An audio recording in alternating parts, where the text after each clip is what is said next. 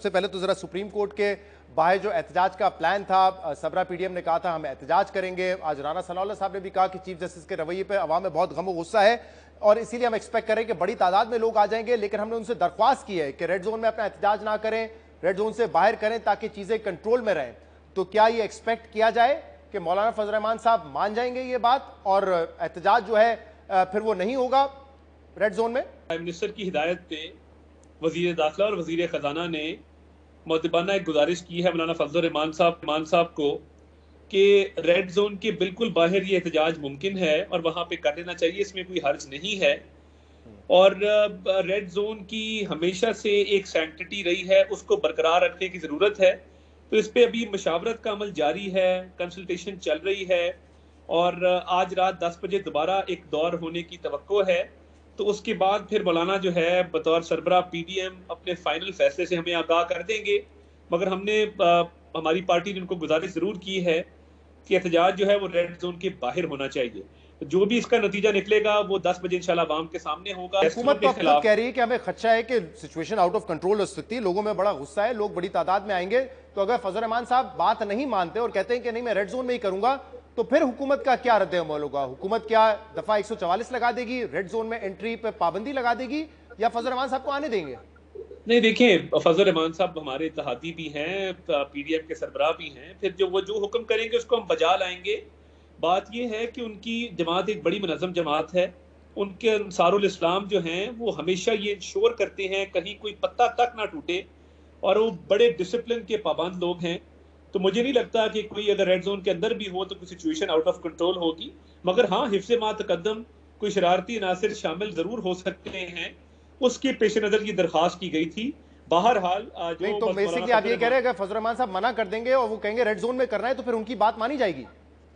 जी बिल्कुल मानी जाएगी। उनसे दरखास्त की है, अगर वो इस पे मुत्तफिक ना हुए तो फिर जिस तरह वो फरमाएंगे उसी तरह इस मामले को आगे लेकर चला जाएगा। लेकिन असूल तो सबके लिए एक होने चाहिए, सिक्योरिटी कंसर्न्स तो सबके लिए एक होने चाहिए। अभी पिछले हफ्ते आपसी बात हो रही थी कि आपने 144 लगाया हुआ था इस्लामाबाद में और पाकिस्तान तहरीक इंसाफ को May 1 को रैली निकालनी थी, आपने इजाजत नहीं दी।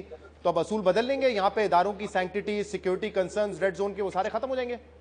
जो मिलिटेंट विंग है पीटीआई का, जिसमें जो दहशतगर्द आइडेंटिफाई हुए थे जमान पार के बाहर, और अब वो साबित हो गया कि उन्होंने सेंसिटिव इंस्टॉलेशन पे जो हमले किए हैं एक बाकायदा मुनज़्ज़म तरीके से और एक सोचे समझे मंसूबे के तहत, तो वो तो इंटेलिजेंस रिपोर्ट्स बिल्कुल दुरुस्त साबित हुई कि इनका तोड़ फोड़ का, जलाओ घेराव का और लोगों को बाकायदा इस पे ज़दोकोब करने का ये पूरा एक प्रोग्राम था जिसको अमली जामा इमरान खान साहब की गिरफ्तारी पर पहनाया गया। तो हमारे तो जल से हमेशा पुरअमन रहे हैं और लेकिन इस मर्तबा तो आप खुद तस्लीम कर रहे हैं ना कि बड़ा गुस्सा है लोगों में, आपको मतलब इस बात का इदराक है, लोगों में गुस्सा बहुत ज्यादा है। तो आपको पता है कि जब मॉब मेंटालिटी होती है तो फिर वो कंट्रोल में नहीं आती ना किसी के, क्योंकि इस वक्त तो इमरान खान भी ये कह रहे हैं कि देखें हमने नहीं किया, लोगों को बीच में घुसा दिया गया था, वो थे शरपसंद अनासिर। तो खुदा ना खास्ता आप लोगों के लोग भी वहां पे जाएं, मॉब मेंटालिटी हो, गुस्सा ज्यादा हो, कुछ भी हो जाए, फिर आप भी इसी किस्म की दलीलें देते फिरेंगे? नहीं, मेरा नहीं ख्याल। देखिए, मैं जो अंसारुल इस्लाम वाली बात आपको की, हमने हमारे मुकम्मल अरेंजमेंट्स हैं, सिक्योरिटी अरेंजमेंट्स भी, और हमारे में ये सलाहियत है कि सेफ सिटी कैमरास की मदद से अगर कोई शरपसंद अनासिर किसी के कहने पे इसमें शामिल होते हैं तो उनकी आइडेंटिफिकेशन कर दी जाएगी। यहाँ पे इमरान खान पे ये इल्जाम लगता है और ये बात काफी हद तक दुरुस्त भी है कि उन्होंने अपने जलसों में लोगों को इंस्टिगेट किया है। अब सुप्रीम कोर्ट के हवाले से, उनके मौजूद जजेस के हवाले से जो आप लोग जिस किस्म की बातें कर रहे हैं कि सियासी जमात ज्वाइन कर लें, इस्तीफा दे दें, कभी सास की बात कर देते, कभी और कुछ कह देते, इंस्टिगेट तो आप भी कर रहे हैं ना। तो इसका मतलब एक तो पहले ही ये तारीख में पहली दफा होगा कि सुप्रीम कोर्ट के बाहर एहतजाज हो रहा है उनके फैसलों की वजह से, और फिर उसमें आप कह रहे हैं कि आप लोगों ने जो सारी तहरीक चलाई है उनके खिलाफ, उसमें आप लोगों ने भी इंस्टिगेट किया। तो कुछ भी हो सकता है, एनीथिंग कैन हैपन, ये तो अवॉइड करने की जरूरत है।